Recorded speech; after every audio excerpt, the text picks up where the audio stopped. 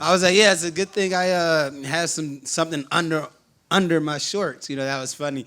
And actually, when I ripped them off, it was funny. I could hear Nixon in the corner say, "What are those tearaways?" I had to turn his off and laugh at him. That was pretty funny. So.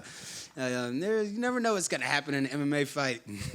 You must be very satisfied with that one, right? Like as you said in the cage, a decision that went your way over a young guy, a good guy. You must be very happy with that performance. Yeah. I'm really happy. I wanted to finish, but I think a 15-minute fight was very great. He talked a lot of trash, and just for me to go in there and show everybody, hey, like I can fight for 15, 25 minutes at this age. Like you guys are counting me out like for the wrong reasons. I get up and train every day with young guys in my gym, and it feels great to go on a 3-fight win streak again and get some steam behind me. Yeah, obviously, you had him hurt, but you were very composed, right? You didn't chase the finish and maybe risk getting yourself in trouble, stuff like that. Was that part of the game plan to remain composed throughout the fight? Absolutely. I didn't want to wear myself out. I didn't want to go chasing for him. Daniel's very long, and at his young age, he's got experience. You can tell he's been in some fights. He's coached by a great team. I love the guys over at Extreme Couture, and I knew he recovered very well. So I just had to stay composed and use my experience to get the win. They sound hard, but what are his kicks like? Yeah, they're hard. My forearms hurt. I even went to the corner. I was like, man, I think he broke my forearms. But man, I just put it in my mind. Hey, that's all he has. Keep kicking me. Come on, keep kicking me. I don't care, because they're getting blocked. You're not scoring points to these, even though you think you are. He didn't want to get too close to me, so I knew that was all he had, and I just had to deal with him and keep landing the body shots and going up to the top. Is that something that you think he made a mistake with? Because he threw his left head kick over and over again. Do you think that in his mind he's like, oh, this is winning me the round even if we're not getting into a firefight? Or do you think that's just kind of one of that's what he thought. It's that lack of experience. He thinks some things are landing, and he thinks just because they were loud and that he was actually kicking me. He thought he was scoring points with him. I knew he wasn't scoring any points. My body shots are scoring way more points than his kicks. Mm-hmm. Nice, man. What's next? I mean, we've been around for a while, but we're still here, still knocking off the younger guys. What would you like to do next? When would you like to fight? Who? So on. Like I said, I want to get in by the end of the year, hopefully soon. I've been throwing the idea around to me and Max Holloway.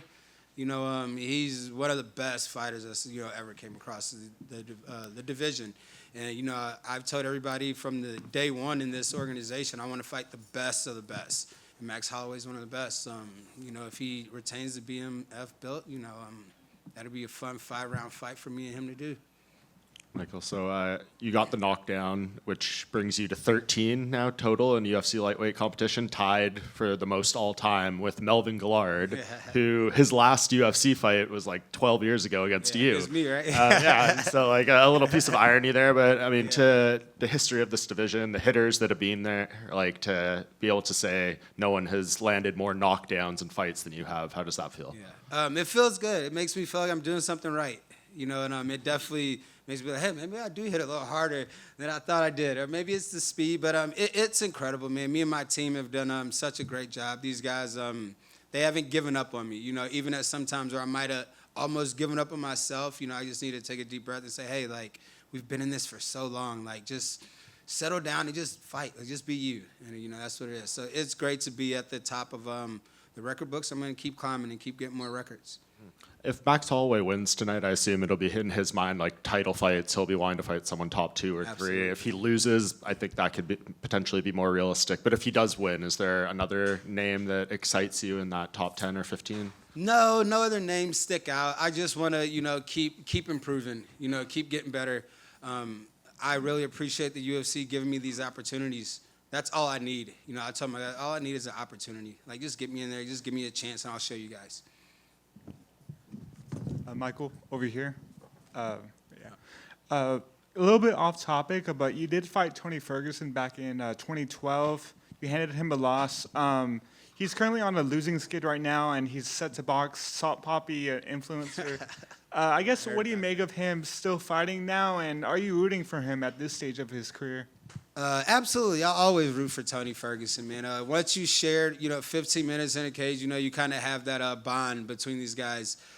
I don't like that he's going the content route and fighting these people and giving them a spotlight to kind of shine. He could put himself in jeopardy If he loses to this guy, it's bad. If he wins, it's like, you beat some content guy, you know. But, you know, we're in a position to where it's all about money at this point, and he's probably just trying to take care of his family. So, yeah, I commend him for that. Do you think your final fight will come in the UFC, or do you want to compete in other sports? We'll see. You know, I still got some time to think about it. But once I set up, I got in the UFC, and, you know, I told him, I go, you guys aren't getting rid of me. Like, I'm going to leave of my own accord. So, you know, I would definitely like to box later down the road. But right now, I'm here for the UFC, and I'm still chasing this title. Thank you. Michael, a couple quick ones from me. After the first round, Daniel went back to his corner and said he was surprised by how fast you were. How's that make you feel? That he kind of, the underestimation of you kind of was solidified when he was surprised how fast you were in that first round? I knew he was going to say that. I almost had it in my head. I go, watch him go back to his corner and be like, damn, he's fucking fast. Like, you know, it makes me feel good. And it's like, hey, young guy, like you maybe bit off a little bit more than you could chew. You know, he thought my age and my record would, like, give him a hand up. But, you know, it's a little different once you get in there with somebody. One last one. Talking about disrespect, obviously you were one of the biggest underdogs on this card. Do you pay attention to that stuff? Do you look at the odds and what goes through your head when you're like, how am I a minus? How's this guy minus 500? I tried not to pay attention to it, but when you open your Instagram and people are like, oh, you're plus 450, I'm betting on you. I tell my friends not to tell me they're betting on me. Because I'm like, just don't tell me, just let me go in here and win. But it is a little disrespectful. You know, walking out, you know, somebody asked me if I had something to say, and I think I said, fuck all of you guys for picking this young kid over me and giving him all this credibility. Like, do you guys forget that I've been here for 15 years? Like, that doesn't happen by accident, you know? So, you know, they can keep sleeping on me. I'm going to just keep showing up. I'm going to keep training, keep getting better, and I'm going to, you know, continue to make a run for what I want. Congrats again. Thank you. Thank you. Michael, all week in the press conference and media day and stuff like that, he kept saying you were the old guy and stuff like that, and that he was the young guy, and he played that narrative.